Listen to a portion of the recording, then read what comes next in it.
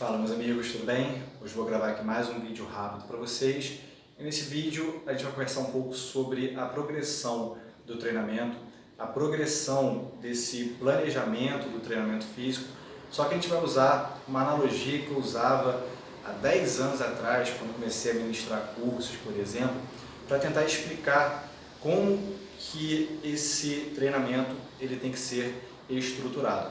E eu utilizava uma analogia, por exemplo, de uma construção de uma casa. Então, quando você pensa, por exemplo, numa construção de uma casa, você construiu a casa lá, você colocou, por exemplo, telhado, as janelas, tem a porta lá dessa casa, tem a base dela.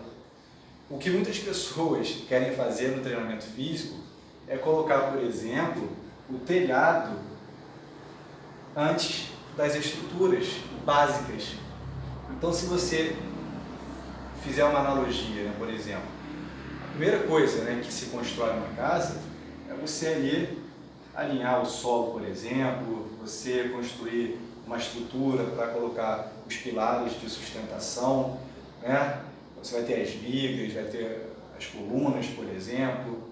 Então, você vai primeiro ajeitar o solo para que essas estruturas, por exemplo, as vigas, os pilares, as colunas, por exemplo, elas sejam colocadas e para depois você colocar, por exemplo, o telhado nessas estruturas que já estão firmes e preparadas. E é a mesma coisa que acontece no treinamento. Muitas vezes a pessoa ela quer correr 21 quilômetros sem preparar a base.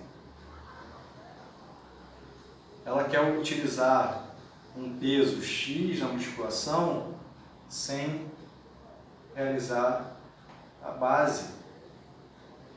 Ela quer utilizar, por exemplo, uma alta carga no exercício sem aprender a técnica. E quando a gente faz essa análise, o que basicamente a pessoa está querendo fazer é colocar o telhado antes de preparar as estruturas que dão sustentação para esse telhado. A mesma coisa acontece no treinamento. Então, muitas pessoas querem colocar o telhado antes de preparar a base.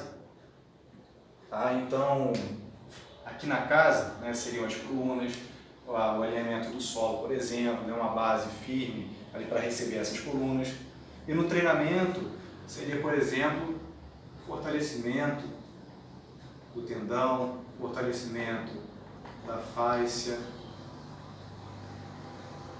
um aprimoramento da técnica, por exemplo.